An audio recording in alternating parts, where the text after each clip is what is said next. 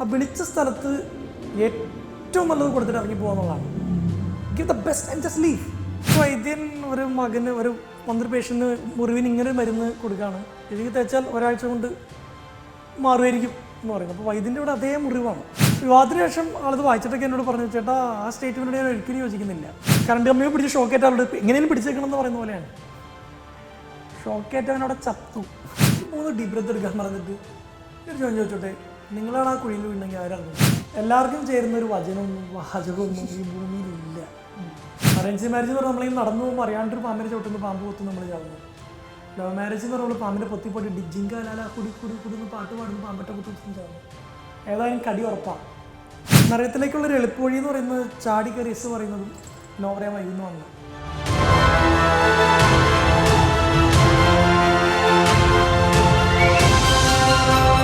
നമസ്കാരം പ്രേക്ഷകരെ, happy Onam to all of you. And നമ്മൾ സ്വാഭാവികമായിട്ട് ഓണം ആകുമ്പോൾ അഭിമുഖങ്ങൾ ഉണ്ടാകും. ആൻഡ് അതിന് നമ്മൾ പ്രേക്ഷകരുടെ മുന്നിലേക്ക് എത്തിക്കുന്ന അധികം മീഡിയയ്ക്ക് മുന്നിൽ വരാത്ത, എന്നാൽ അദ്ദേഹത്തിൻ്റെതായ സോഷ്യൽ മീഡിയയിൽ അദ്ദേഹം വൈറലാവുന്നുണ്ട്, നിങ്ങളുടെ മുന്നിലേക്ക് എത്തുന്നുണ്ട്. The public speaker, actor himself, Joseph Annamkutty. Hi Joseph. First of all ഞാൻ ഓഡിയൻസ് ഉൾപ്പെടെ പറയാം, I am giving a straight apology to Joseph. ഏകദേശം 1 മണിക്കൂർ പോസ്റ്റ് അടിച്ച് ഞാൻ ഈ മനുഷ്യനെ നിർത്തി എന്നുള്ളതാണ്. സത്യം പറഞ്ഞാൽ സാധാരണ അങ്ങനെ സംഭവിക്കാറില്ല. And it happened. And on camera I would say sorry.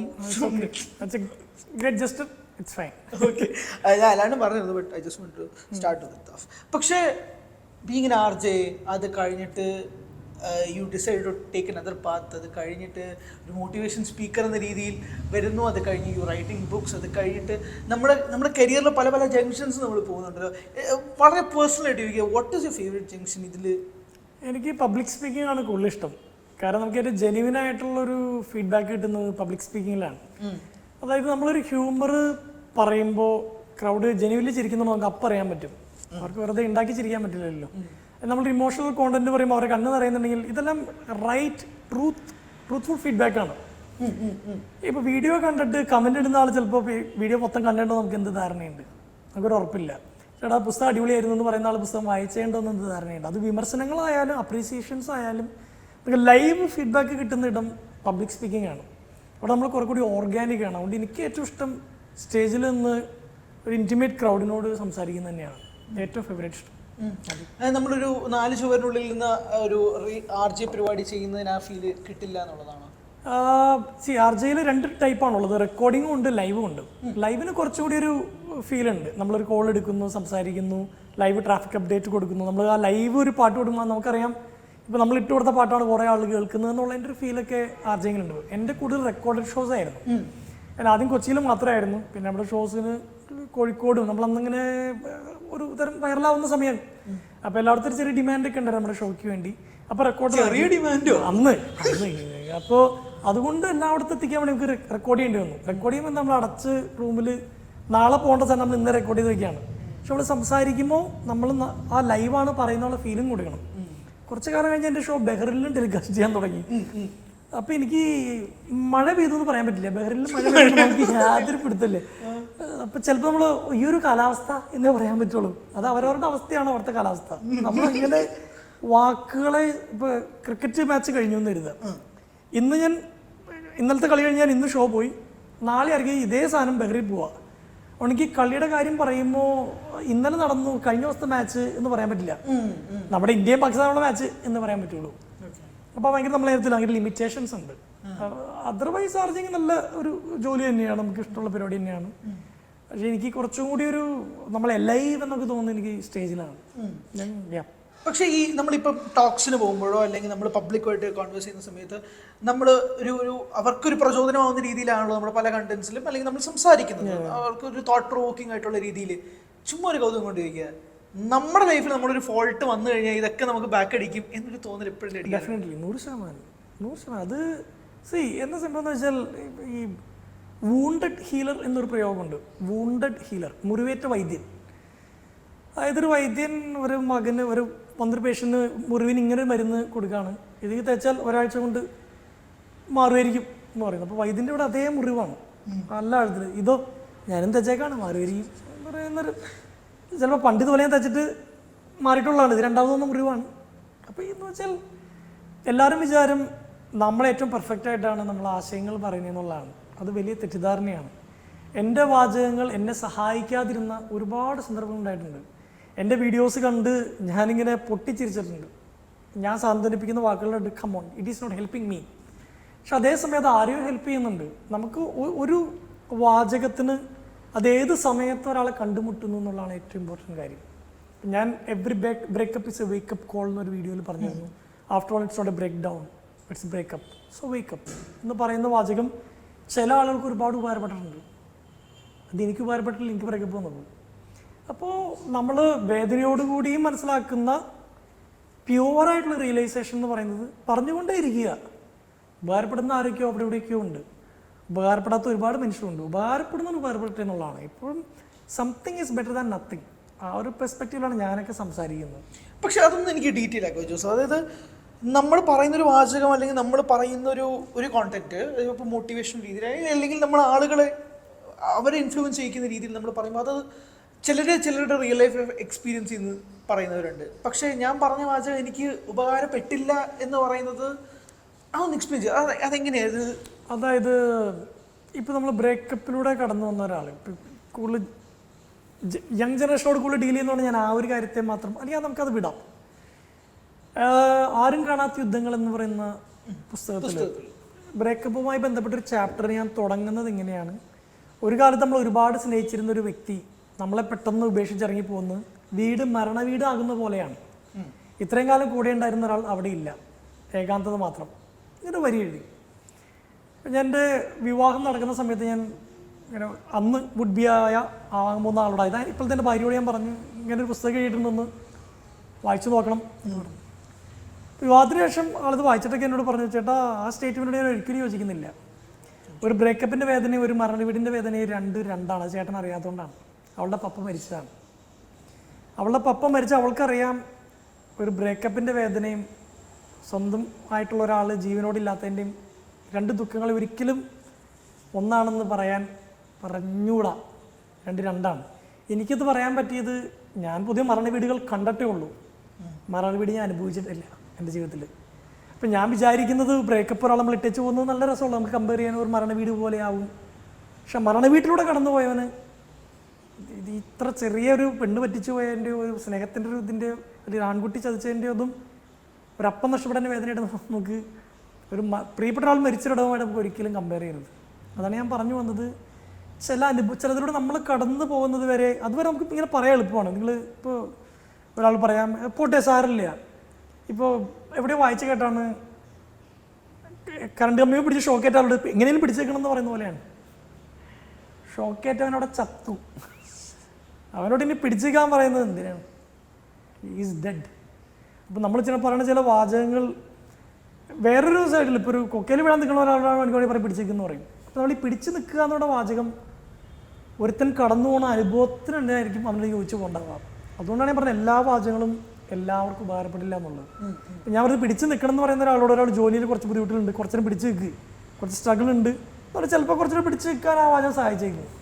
പക്ഷെ വേറെ ആൾക്കത് ഇനി ഒന്നും കൂടി പിടിച്ചെന്ന് അയാളുടെ മരണതുല്യമാണെങ്കിൽ അത് അയാൾക്ക് പറ്റില്ല. അതാണ് ഞാൻ ഉദ്ദേശിച്ചത്. നമ്മൾ പറയുന്ന എല്ലാം എല്ലാവർക്കും വേണ്ടിയിട്ടല്ല. ഇപ്പം നമ്മളീ പറയുന്ന ഈ വീഡിയോ പോലും ഈ ഓണ സീസണ് എത്രയോ ആളുകൾ സെലിബ്രിറ്റീസിൻ്റെ എത്രയോ ആളുകൾ ഇൻ്റർവ്യൂസ് വരും, എല്ലാത്തിനും ഒരേ വ്യൂസ് പോലും അല്ല. ആ വ്യൂസിൻ്റെ ഞാൻ ചെറിയ കണക്ക് പോലെ ചിലപ്പോൾ 1 മില്യനും 10,000 ആയിരിക്കും ഒന്നും തമ്മിൽ. എല്ലാവർക്കും വേണ്ടിയിട്ടുള്ളതല്ല. ചിലർ നമ്മളിപ്പോൾ കാണുമ്പോൾ നമ്മളോടൊരു താല്പര്യമുള്ളത് ചിലപ്പോൾ നമ്മളെ തേടി പിടിച്ച് പോയിരിക്കും. അവർക്ക് ചിലപ്പോൾ 2 മില്യൺ കിട്ടിയ വീഡിയോസിനോട് താല്പര്യം ഉണ്ടാവില്ല. അല്ല മറ്റ് വീഡിയോസ് കാണുന്നവർക്ക് ഇവനെ കാണുമ്പോഴേ ദേഷ്യമെന്ന് പറയുന്നവരുണ്ട്, ഈ വാ വിളിച്ച് ഉപദേശം പറയുന്ന ആളെന്ന് പറയുന്നവരുണ്ട്. നമ്മളെക്കൊണ്ട് ആർക്കെങ്കിലൊക്കെ ഉപകാരം ഉണ്ടാവുക എന്നുള്ളതാണ്. അത് അത്രേ ഉള്ളൂ. എല്ലാവർക്കും ഉപകാരപ്പെടില്ല എല്ലാം. ഞാൻ പറയുന്നത് അതൊരു ഗ്രേറ്റ് തോട്ടാണ് ഞാൻ പറയുന്നത്. പക്ഷേ നമ്മൾ ഈ പറയുന്ന വാചകങ്ങൾ കറക്റ്റ് ഓഡിയൻസിലേക്ക് എത്തുക എന്ന് പറയുന്നൊരു പരിപാടി ഉണ്ടോ? അതായത് ഫോർ എക്സാമ്പിൾ ഞാൻ പല കോണ്ടൻസ് കാണുമ്പോഴേക്കും ഇത് ഈ ഓഡിയൻസിനുള്ളതല്ല, പക്ഷേ ഇത് അങ്ങോട്ടേക്ക് പോയിട്ടുണ്ട്, അതുകൊണ്ട് ബാക്ക് ഫയർ ചെയ്തിട്ടുണ്ട്. ചിലത് നമ്മൾ പ്രതീക്ഷിച്ചതിനേക്കാൾ നല്ലൊരു ഓഡിയൻസിലേക്ക് പോയി, നമ്മൾ വിചാരിച്ചതിനേക്കാൾ കൂടുതൽ റിസപ്ഷൻ കിട്ടുന്നുണ്ട്. അങ്ങനെ എന്തെങ്കിലും എന്തുകൊണ്ട്? എനിക്കങ്ങനെ ഞാൻ റിസപ്റ്റിവിറ്റിക്ക് വേണ്ടിയിട്ട് ഒന്നും ഇതുവരെ ചെയ്തിട്ടില്ല. ഇപ്പോൾ നമ്മൾ ഇൻ്റർവ്യൂ തുടങ്ങിയേക്കാളും എന്നോട് ചോദിച്ചല്ലോ 1.5 മില്യൺ ഫോളോവേഴ്സ് ഉണ്ട്, അത് കൂട്ടാൻ എന്തൊക്കെയാണ് ചെയ്യാം? ഞാൻ ഒന്നും ചെയ്യുന്നില്ല. യൂട്യൂബ് ഉണ്ട് 8 ലക്ഷം സബ്സ്ക്രൈബേഴ്സ്, 3 മാസം കൂടി വേണ്ട ഒരു വീഡിയോ ചെയ്യുന്നു. അത് സബ്സ്ക്രൈബേഴ്സിനെ കൂട്ടാൻ ഇന്ന് വരെ അങ്ങനെ ഒരു ആശയം എനിക്ക് അറിഞ്ഞുകൂടാ. ഉള്ളത് നല്ലത് തന്നെയാണ്, ഞാൻ ഇല്ലെന്ന് പറയുന്നില്ല. എനിക്ക് ആഗ്രഹമുണ്ട് ഇപ്പം നാളെ 2 മില്യൺ ഫോളോവേഴ്സ് ഇട്ട് എനിക്ക് സന്തോഷമുണ്ട് അതിനകത്ത്. പക്ഷെ അത് 2 മില്യൺ എത്തിക്കാൻ വേണ്ടി എന്തൊക്കെ ചെയ്യാം എന്നുള്ള സാധനത്തിലേക്ക് എനിക്കൊരു പുഷ് ജെനുവിൻലി തോന്നണില്ല. അതിനെ മടിയെന്ന് വേണമെങ്കിൽ വിളിക്കാം, അല്ലെങ്കിൽ അതിന് നമുക്കൊരു വാശി കയറിയാൽ നമ്മൾ ചെയ്യുമല്ലോ. ഇടയ്ക്കിടയ്ക്ക് ഓരോ കോണ്ടന്റ് ഇടും, മെല്ലെ മെല്ലെ റീച്ച് കൂട്ടും. കൺസിസ്റ്റൻസിയാണ് ഏറ്റവും വലുതെന്ന് ഇൻസ്റ്റാഗ്രാം തന്നെ നമ്മളോട് പറയുന്നുണ്ട്. പക്ഷെ അങ്ങനെയൊന്നും ചെയ്യാൻ എനിക്ക് തോന്നുന്നു. നമ്മൾ പറയുന്നത് ഹീലിങ്ങിന് പറ്റുന്ന കാര്യങ്ങളാണ്. എല്ലാവർക്കും ഹീലിംഗ് കിട്ടണമെന്നില്ല, പക്ഷെ നമ്മുടെ ഉദ്ദേശം അതാണ്. ഇപ്പം ആരും കാണാത്ത യുദ്ധങ്ങൾ എന്നൊരു പുസ്തകത്തിൻ്റെ പേരിടുന്നു, ദൈവത്തിൻ്റെ ചാരന്മാർന്ന് പേരിടുന്നു. നമ്മളിങ്ങനെ വീഡിയോസ് ഇടുന്നു, കുറേ വായിക്കുന്നു, മനുഷ്യരോട് സംസാരിക്കുന്നു. ഇതൊക്കെ പങ്കുവെക്കുന്നത് ആർക്കെങ്കിലും ചിലപ്പോൾ ആരുടെയും മുറിവുമ്പോൾ ഉള്ളൊരു വീശലായിരിക്കും അത്. ചിലപ്പോൾ മുറിവേറ്റവർക്ക് വേണ്ടി മാത്രമുള്ള കോണ്ടന്റ് ആയിരിക്കും അത്. അപ്പം നമുക്കത് എല്ലാവർക്കും ഒന്നും ഒരു പ്രത്യേക ഓഡിയൻസിന് വേണ്ടി ഇപ്പം നമ്മളൊരു കോണ്ടന്റ് പറയാം, ഇത് കൂടുതൽ മാതാപിതാക്കൾക്ക് വേണ്ടിയിട്ടുള്ളതാണെന്ന് വേണമെങ്കിൽ പറയാം, അല്ലെങ്കിൽ കുട്ടികൾക്ക് വേണ്ടിയിട്ടുള്ളതെന്ന് പറയാം. കാരണം ആ നേച്ചർ അതായിരിക്കാം. അതർവൈസ് ഇത് എന്നെ ഇഷ്ടപ്പെടുന്നവർക്ക് വേണ്ടി, ഇത് പോസിറ്റീവ് തിങ്കിങ് താല്പര്യമുള്ളവർക്ക് വേണ്ടി അങ്ങനൊന്നും ചെയ്യലില്ല. അല്ല, ഈ സോഷ്യൽ മീഡിയയിലെ ഇന്നത്തെ മോട്ടിവേഷൻ കാണുമ്പോൾ എന്താണ് ജോസഫിന് തോന്നുന്നത്? എനിക്ക് seriously I want to ask this question. കാരണം എന്താണെന്ന് വെച്ചാൽ പല ആളുകളും ഇപ്പം അങ്ങനെ വരുന്നുണ്ടല്ലോ. ഞാൻ ഐം നോട്ട് മെൻഷനിങ് എനിവൺ. അങ്ങനെ പുതിയ ചെറിയ ഇൻഫ്ലുവൻസേഴ്സുമായിട്ട് വല്ലരും നമ്മൾ ചെയ്തതുപോലെയോ അല്ലെങ്കിൽ നമ്മുടെ ആ പാത്വേയിലൂടെ പോകുന്നത് കാണുമ്പോൾ വോട്ട് യു ഫീൽ? അത് എൻകറേജിങ് ആണോ, അതോ നമ്മൾ തന്നെ ചിന്തിക്കാറുണ്ട് ഇവരെന്താ പറയുന്നതെന്ന്? അല്ലെങ്കിൽ ഇപ്പം ചെറിയ കുട്ടികളൊക്കെ ഇപ്പം മോട്ടിവേഷൻ മാത്രമല്ല, ഇപ്പം റിവ്യൂ വീഡിയോ ചെയ്യുന്ന ചെറിയ പിള്ളേരും ഉണ്ടല്ലോ. ചെറിയ പിള്ളേർ ഇങ്ങനെ മുതിർന്ന ആളുകളെ നിനക്ക് അയാളെക്കുറിച്ച് എന്തറിയാം. ഇപ്പം ഫോർ എക്സാമ്പിൾ ഇപ്പോൾ MG ശ്രീകുമാറിനെ കളിയാക്കിയ ഒരാൾ ഒരു കാര്യം പറഞ്ഞു. ഒരു കൊച്ചു പയ്യനാണ്, ചേട്ടാ MG ശ്രീകുമാർ ആരാന്നറിയോ? അവന് കണ്ട 6-7 വയസ്സോ 8 വയസ്സോ കണ്ടൊക്കെ ഉണ്ടാവുള്ളൂ ചിലപ്പോൾ. ഒന്നിനെ ആരോ ഫീഡ് ചെയ്ത് കൊടുക്കുന്നതാണ്. നമ്മളെല്ലാവരും വ്യൂസിൻ്റെ ലൈക്കിൻ്റെയും പുറകിലാണ്. അൺഫോർച്ചുനേറ്റ്ലി ദാറ്റ് ഗിവ്സ് യു മണി. അപ്പോൾ എന്ത് ചെയ്തിട്ടായാലും വ്യൂസ് ഉണ്ടാക്കുമെന്നുള്ള, ഞാൻ റേഡിയോയിലൊക്കെ വർക്ക് ചെയ്ത ഒരാളാണ്. നമുക്ക് കിട്ടിയൊരു instruction any view is a good view എന്നാണ്. അതായത് any like is a good like. നിങ്ങൾ തെറി പറഞ്ഞിട്ട് നിങ്ങൾക്ക് ലൈക്ക് കിട്ടുന്നുണ്ടോ, നിങ്ങൾ വ്യൂസ് കിട്ടുന്നു, നിങ്ങൾക്ക് 1 മില്യൺ വ്യൂസ് കിട്ടുന്നുണ്ട്, that's good. Any publicity is a good publicity. അതാണ് ഇന്നത്തെ സോഷ്യൽ മീഡിയയുടെ നിയമം. അപ്പോൾ ഫേസ്ബുക്ക് ആംഗ്രി ഇമോജി ഇൻട്രൊഡ്യൂസ് ചെയ്തത് പോലും കൂടുതൽ റീച്ച് കിട്ടാനാണ്. പണ്ട് 4 ഇമോജീസ് മാത്രമേ ഉണ്ടായിരുന്നുള്ളൂ. പിന്നെ ഇപ്പോൾ ഡിസ്ലൈക്ക് ബട്ടൺ ഉണ്ട്. ശരി, ഡിസ്ലൈക്ക് ബട്ടൺ ഒക്കെ കൊടുക്കുന്നത് ഡിസ്ലൈക്ക് കൂടുതൽ കിട്ടുന്നവർ അതിന് കൂടുതൽ റീച്ച് കിട്ടാൻ സാധ്യതയുണ്ട്. അപ്പോൾ എല്ലാവരും ഇപ്പം എനിക്ക് തോന്നുന്നൊരു കാര്യം, നമ്മൾ ആഴത്തിൽ നിന്ന്, ഹൃദയത്തിൻ്റെ ആഴത്തിൽ നിന്ന്, കൺവിക്ഷനിൽ നിന്ന് ചെയ്യാത്ത വീഡിയോസൊക്കെ ഒരു ദിവസം നമ്മൾ നോക്കി ചിരിക്കും, നമ്മൾ റിഗ്രറ്റ് ചെയ്യും. ഇപ്പോൾ ഈ ഫേസ്ബുക്ക് മെമ്മറീസ് എന്നൊരു പരിപാടിയുണ്ട്. നമ്മൾ പണ്ട് ഫേസ്ബുക്കിൽ പോസ്റ്റ് ചെയ്തത് ഇന്ന് ഫേസ്ബുക്ക് പറയും കഴിഞ്ഞ വർഷം 12 വർഷം മുമ്പൊക്കെ ഞാനിട്ട സാധനം കണ്ട് നമുക്ക് ചിരി വന്നിട്ട് നമുക്കത് നാണം വരാണ് കാണുന്നത്. ഇതൊരു 10 വർഷം മുമ്പ് സംഭവിക്കാതിരിക്കാൻ നമ്മൾ കുറച്ചും കൂടി മനസ്സിരുത്തിയിട്ടാണ് ഓരോ വാക്കുകളും പറയാമെന്നാണ് ഞാൻ വിചാരിക്കുന്നത്. പിന്നെ എന്നോട് ചെറിയ കുട്ടികൾ പറയും മോട്ടിവേഷണൽ സ്പീക്കർ ആവാനാണ് ആഗ്രഹം. ഇവിടെ ഇതൊരു എനിക്കറിയില്ല, പ്രൊഫഷനാണെന്നാണ് എനിക്കറിഞ്ഞൂടാ. അത് നമ്മളിങ്ങനെ കഥകളൊക്കെ പറയാണ് എല്ലായിടത്തും പോയിട്ട്, നമുക്ക് ഉപകാരപ്പെട്ട കാര്യങ്ങൾ നമ്മൾ മറ്റുള്ളവർ പറയുന്നത് തിരിച്ചു പോരുന്നു. ഓഫ്കോഴ്സ് നമ്മളതിന് ഫീസും വാങ്ങിക്കുന്നുണ്ട്, പ്രൊഫഷണൽ വിളിക്കാം. പക്ഷെ അത് ഞാനതിനകത്തേക്ക് എത്തിപ്പെട്ടതാണ്.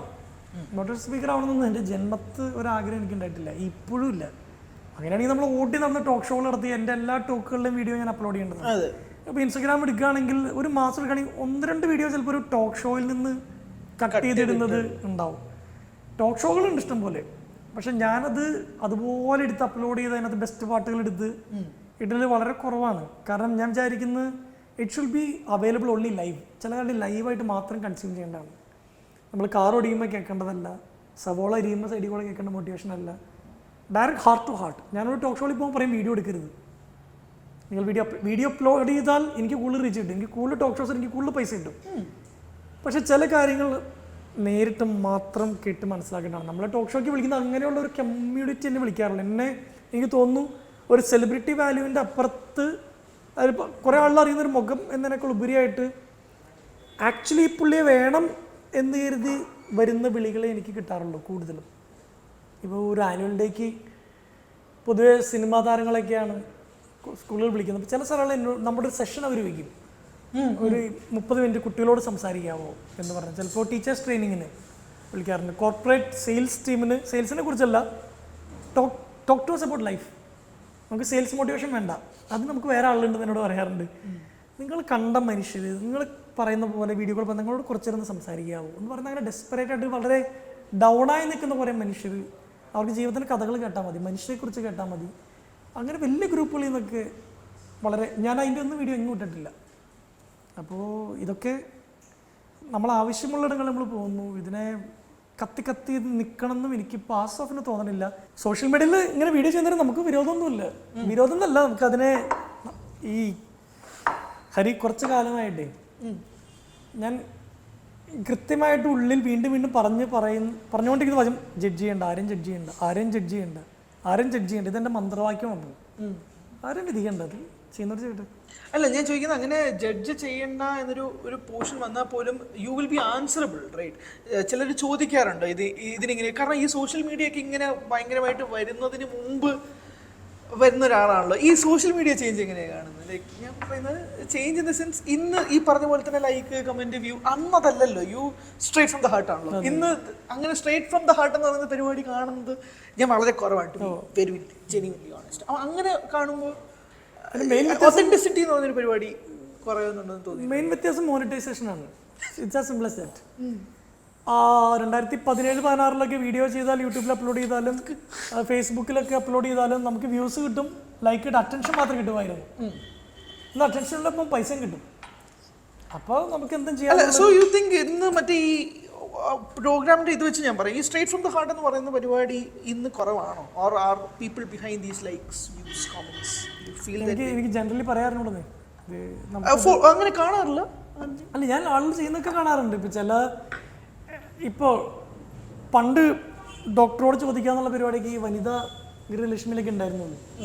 ഇന്ന് 10,000-കണക്കിന് ഡോക്ടേഴ്സ് ഉണ്ട്.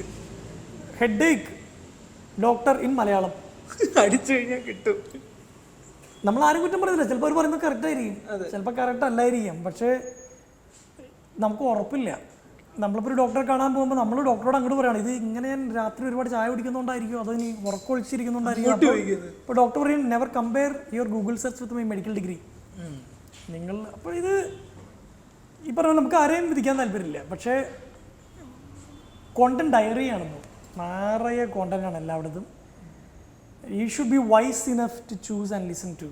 U should be wise enough. അത്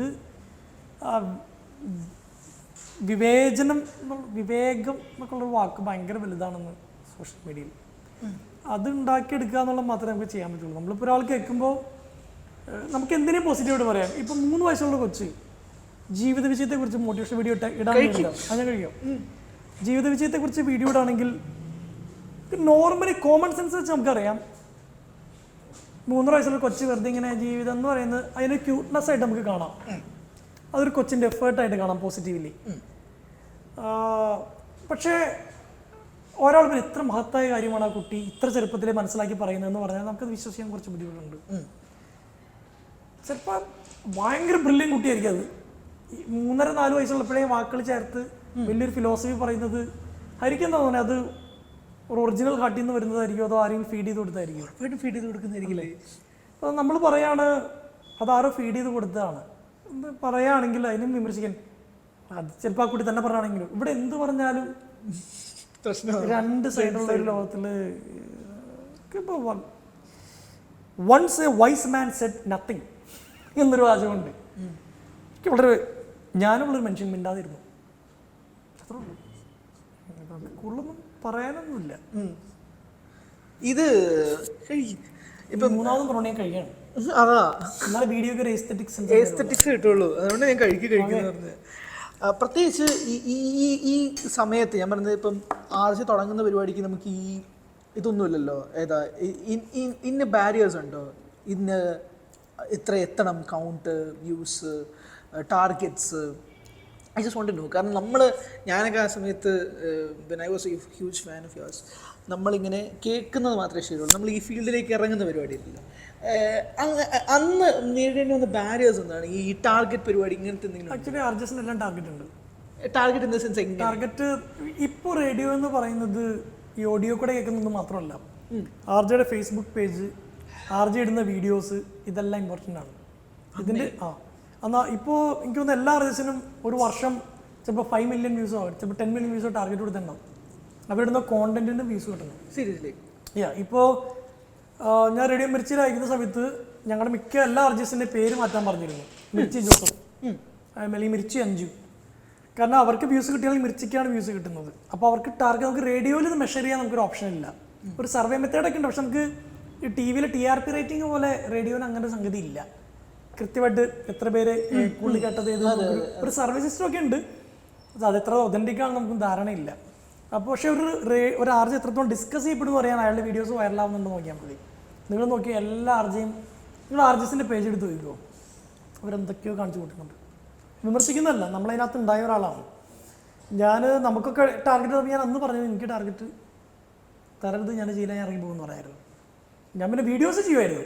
മന്ത്ലി 2 വീഡിയോസ് എനിക്ക് ചെയ്യാം. എൻ്റെ ഡ്യൂട്ടി പോകാൻ ഞാൻ 2 വീഡിയോസ് ചെയ്യാം. പക്ഷെ അത് ഇത്ര വ്യൂസ് എത്തിക്കണം, never, don't ask me that. എനിക്കത് വ്യൂസിന് വേണ്ടിയിട്ട് ഞാൻ ചെയ്യില്ല.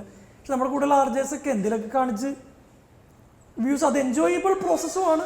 പക്ഷേ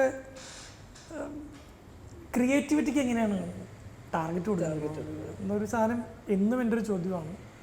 അതിപ്പോൾ നിങ്ങളുടെ ഫീൽഡിലുണ്ടാവില്ലേ? സീരിയസ്ലി ഈ അടുത്തിടയ്ക്ക് ഒരു ഇതുപോലെ ഫേമസ് ചാനലിലൊരു ഇൻ്റർവ്യൂവിലൊരു ബൈറ്റ് കൊടുക്കാൻ ഇപ്പോൾ എന്നോട് അവർ ആദ്യം പറഞ്ഞു ലാസ്റ്റ് നമ്മൾ ഇട്ടുന്ന 3 മില്യൺ വ്യൂസ് വന്നായിരുന്നു, അങ്ങ് ഇതുപോലത്തെ തവണയും കിട്ടണമെന്ന്. അപ്പോൾ ഞാനിങ്ങനെ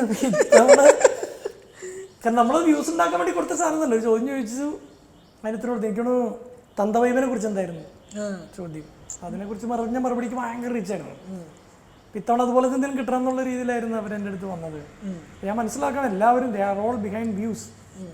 ഈ സാറ്റിസ്ഫൈങ് ഓഡിയൻസ് എങ്ങനെയാണ് ജോസഫ് കാണുന്നത്? അതായത് നമ്മൾ ഈ പറഞ്ഞതുപോലെ തന്നെ ഒരു കോണ്ടന്റ് എത്തുമ്പോഴേക്കും ചിലപ്പോൾ വിവാദമാവുന്നൊരു കോണ്ടന്റ് ആയിരിക്കാം.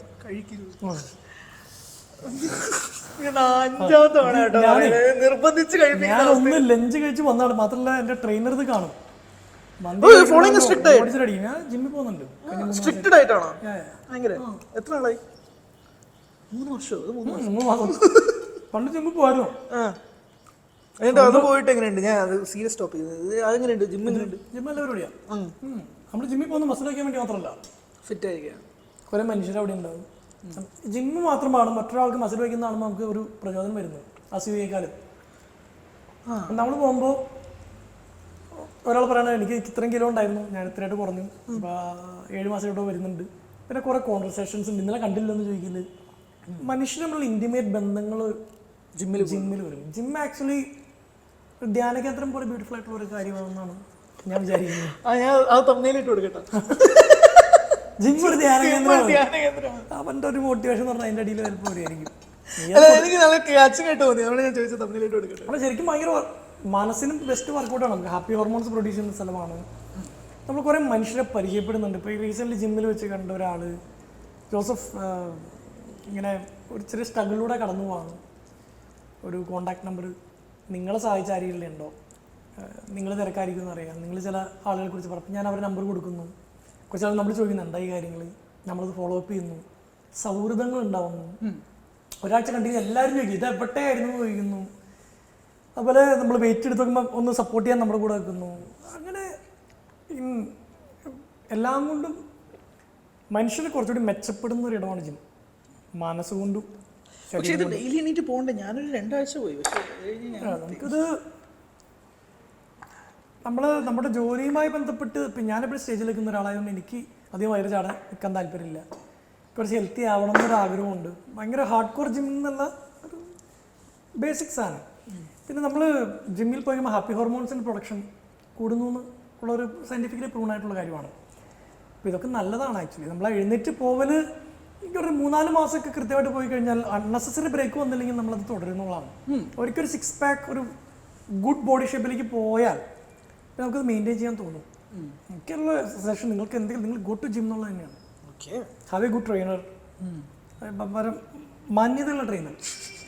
അത് 2 മാസം കൊണ്ട് 6 പാക്ക് എന്നുള്ള പരിപാടിയൊന്നും പിടിക്കാണ്ട് സമാധാനമായി പതുക്കെ. നമ്മുടെ ഇപ്പോഴത്തെ ആൾ പറയുന്നത് ചേട്ടാ 10 മാസമെങ്കിലും എനിക്ക് തരണം, നമ്മൾ ചേട്ടൻ ഉദ്ദേശിക്കുന്ന രീതിയിലേക്ക് നമുക്ക് എത്താം.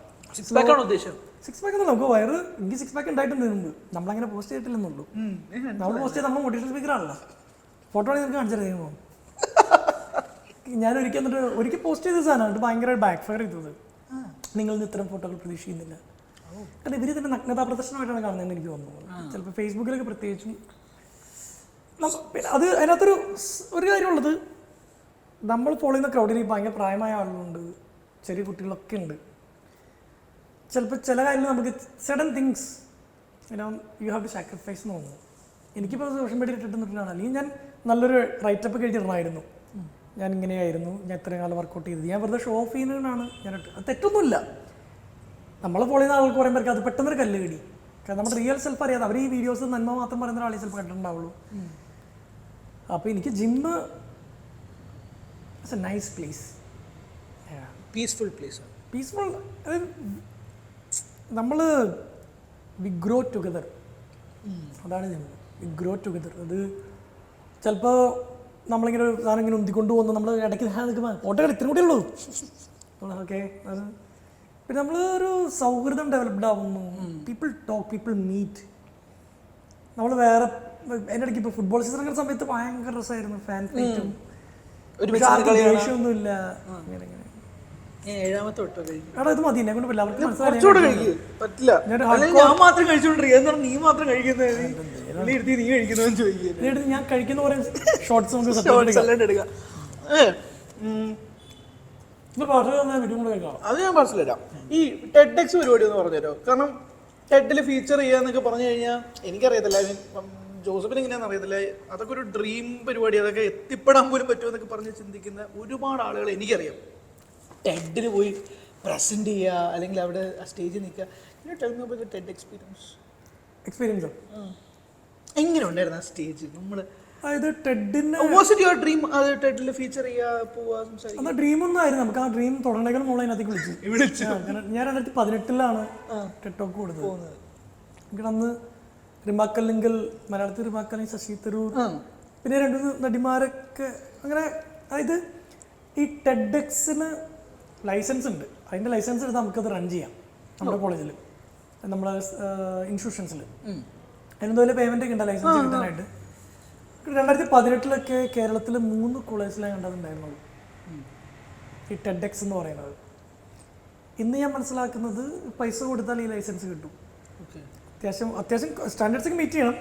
എന്നാലും ഇതിപ്പോൾ എനിക്കെന്നല്ല, ഇത് കേൾക്കുന്ന പബ്ലിക് ഫിഗേഴ്സ് ആയിട്ടുള്ള ആർക്കും അറിയാം, എല്ലാവരും ടെഡിൽ ടോക്ക് കൊടുക്കുന്നുണ്ടാവും. ടെഡ് ഇപ്പോൾ ഒരു കോമൺ പ്ലാറ്റ്ഫോമായി മാറി എന്ന് എനിക്ക് തോന്നുന്നു. ബട്ട് അഗെയിൻ ടെഡിൽ ഒരു ടോക്ക് കൊടുക്കാൻ പറയുന്നത് വലിയായിരുന്നു. അന്നത്തെ കാലത്ത് 2018 അത് നമുക്ക് ഔട്ട്സൈഡ് കേരള കുറേ ഇൻവിറ്റേഷൻസ് ഒക്കെ വന്ന ടെഡ് ടോക്ക് കാരണമാണ്. എൻ്റെ ഇന്ന് വരെ ഞാൻ ചെയ്തിട്ടുള്ള വീഡിയോസിൽ എനിക്ക് ഏറ്റവും വ്യൂസ് ചെയ്തിട്ടുള്ള ടെഡ് ടോക്കിനാണ്. 32 lakh വ്യൂസ് അതിനുണ്ട്. അതിൻ്റെ ചില ഭാഗങ്ങൾ റിയലായിട്ട് ഒരുപാട് വൈറലൊക്കെ ആയിട്ടുണ്ട്.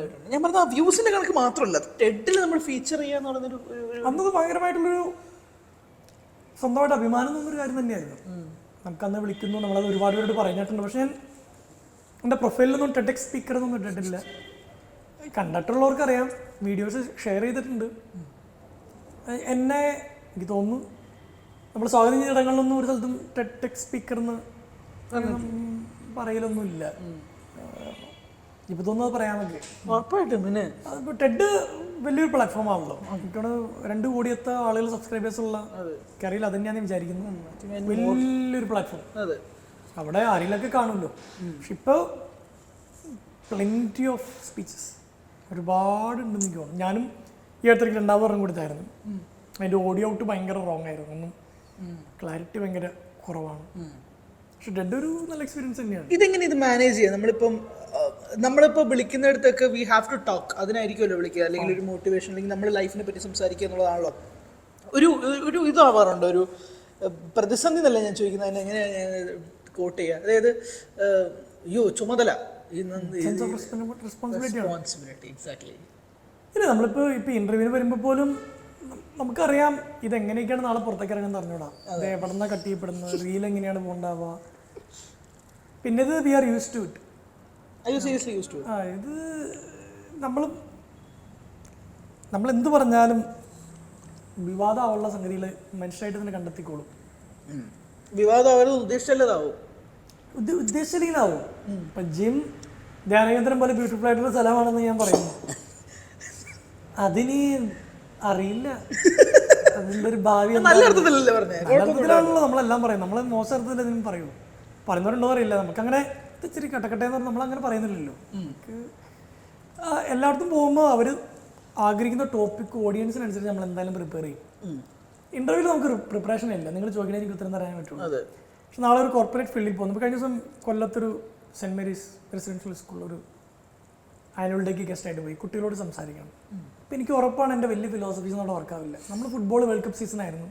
മെസ്സി, റൊണാൾഡോ, നെയ്മറൊക്കെ വെച്ച് നമ്മളങ്ങ് അവർക്ക് ഭയങ്കര ഇന്നാവും അവരതിനകത്ത്. അവരുടെ വലിയ ഫിലോസഫി അതിനകത്ത് നമ്മൾ അതിലൂടെ റൊണാൾഡോയ്ക്ക് അമ്മയോടുള്ള സ്നേഹത്തെക്കുറിച്ചും മെസ്സിക്ക് പിതാവിനോടുള്ള സ്നേഹത്തെക്കുറിച്ചും നെയ്മറിൻ്റെ മക്കളോടുള്ള സ്നേഹത്തെക്കുറിച്ചും നമ്മളിങ്ങനെ കണക്ട് ചെയ്ത് കൊടുക്കുകയാണ്. ഇപ്പോൾ സൂ എന്ന് പറയുന്നതോടൊപ്പം തന്നെ നിങ്ങൾ മനസ്സിലാക്കേണ്ട കാര്യം, അമ്മയെ പൊന്നുപോലെ നോക്കുന്നൊരു മോനാണ് റൊണാൾഡോ. മെസ്സി എന്ന് പറയുന്നത് തൻ്റെ ഭാര്യയെയും അച്ഛനായിരുന്നു അയാളുടെ മാനേജർ. അയാൾ അൾജീരിയക്ക് ഗോൾ അടിച്ചിട്ട് അയാൾ കരയാൻ കാരണം മെസ്സിയുടെ അപ്പൻ ആശുപത്രിയിലായിരുന്നു. ഗോളടിച്ച് സെലിബ്രേഷനിൽ അയാൾ ചിരിക്കുകയല്ല ചെയ്ത അയാൾ കരയായിരുന്നു. കാരണം ആ ഗോളിനേക്കാളും വലുതാണ് അയാളുടെ അപ്പൻ എന്നീ പിള്ളേർക്ക് പറഞ്ഞു കൊടുക്കുമ്പോൾ, അപ്പോൾ നിങ്ങൾ ഈ നാളത്തോടെ ഇങ്ങനെ സെലിബ്രേറ്റ് ചെയ്യുമ്പോൾ ആലോചിക്കണം, മെസ്സി വെറുതെ ഗോളടിക്കുന്ന ഒരാൾ മാത്രമല്ല, അപ്പനെ പൊന്നുപോലെ നോക്കുന്ന ഒരാൾ കൂടിയാണ് എന്ന് പറഞ്ഞു നോക്കുമ്പോൾ പിള്ളേർക്ക് എന്തെങ്കിലുമൊക്കെ കിട്ടും. ചിലപ്പോൾ അവർക്ക് തോന്നും ഇങ്ങനെ. അതോടൊപ്പം തന്നെ റൊണാൾഡോയെ പോലെ അപ്പനെ സ്നേഹിക്കുന്ന ചിലപ്പോൾ തോന്നുമായിരിക്കും, അല്ലെങ്കിൽ അമ്മയെ സ്നേഹിക്കുന്നത് തോന്നുമായിരിക്കും. പക്ഷെ നാളെ ഭയങ്കര സ്ട്രെസ്ഡ് ആയിട്ടുള്ളൊരു ലുലു ഗ്രൂപ്പിൻ്റെ സെയിൽസ് ടീമിന് സ്ട്രെസ് മാനേജ്മെൻറ്റിനെ കുറിച്ചൊരു ടോക്ക് ഒരിക്കൽ കോളത്ത് തിരുവനന്തപുരത്ത് പോയിട്ട് ചെയ്തായിരുന്നു. അപ്പോൾ ഹ്യൂമറായിരുന്നു, ഫൺ ഓറിയൻറ്റഡ് സാധനങ്ങളും focus on the relationships first of all. അത് അവിടെ നിന്നാണ് എല്ലാം റൂട്ട് ചെയ്യുന്നത്. വീട്ടിലെ അപ്പനും അമ്മയുള്ള ബന്ധം, മക്കളുടെ ബന്ധം, ഭാര്യയുടെ ബന്ധം, അവിടെയൊക്കെ ഏറെക്കുറെ ഒരു ഹാപ്പിനെസ് ഉണ്ടെങ്കിൽ അതിൻ്റെ കുറച്ചൊക്കെ റിഫ്ലക്ഷൻ പുറത്തേക്കും ഉണ്ടാവും. പിന്നെ അതുമായി ബന്ധപ്പെട്ട കോമഡികളും കാര്യങ്ങളും നമുക്ക് ചില കുഞ്ഞു കുഞ്ഞു കാര്യങ്ങൾ സ്ട്രെസ് കുറയ്ക്കാൻ. അത് ശ്വാസം എടുക്കലല്ല, രാവിലെ നേരത്തെ എഴുന്നേൽക്കുള്ള ടൈം മാനേജ്മെൻറ്റ് പോലും അല്ല, വേറെ കുറേ കാര്യങ്ങളാണ്. അത് നമ്മൾ തന്നെ നമ്മുടെ വായനയുടെ അനുഭവത്തിലൂടെ കണ്ടെത്തിയ കാര്യങ്ങളാണ്. അത് അവരൊരു 2 മണിക്കൂർ എൻ്റർടൈൻ ചെയ്തിട്ട് നമ്മൾ വിടുകയാണ്. നമ്മുടെ ഉദ്ദേശം ഇതുകൊണ്ട് നാളെ തുടങ്ങിയ സ്ട്രെസ് മാറുന്നുള്ളതല്ല. നമ്മളൊരു കീ ഇങ്ങനെ കൊടുത്തിട്ടുണ്ട് അവരുടെ കയ്യിൽ. എല്ലാവരും കയ്യിൽ ഇങ്ങനെ കീ വെച്ചിട്ട് അടച്ചിട്ട് നമ്മൾ പോകുന്നു. കുറേ പേരെ വലിച്ചെറിയും, കുറേ പേരെ ഒന്ന് ഇളക്കിയൊക്കെ നോക്കും, ചിലർക്ക് തുറന്നു കിട്ടും. അപ്പോൾ അത്തരത്തിലുള്ള സെൻസ് ഓഫ് റെസ്പോൺസിബിലിറ്റി എനിക്കുള്ളൂ. അതിൻ്റെ ഉത്തരവാദിത്ത ബോധം എന്നുള്ളത് രീതിയിൽ ഞാൻ അച്ഛനാകാൻ പള്ളി പ്രീസ്റ്റാകാൻ പോകുന്ന ഡീക്കന്മാർക്ക് ഒരു 4 വർഷത്തോളം ക്ലാസ് എടുത്തിട്ടുണ്ട്. സെമിനാറുകൾ ക്ലാസ്സിന് പോയിട്ടുണ്ട്. അപ്പോൾ അവരോട് എൻറ്റയർലി ഡിഫറെൻ്റ് ആണ്.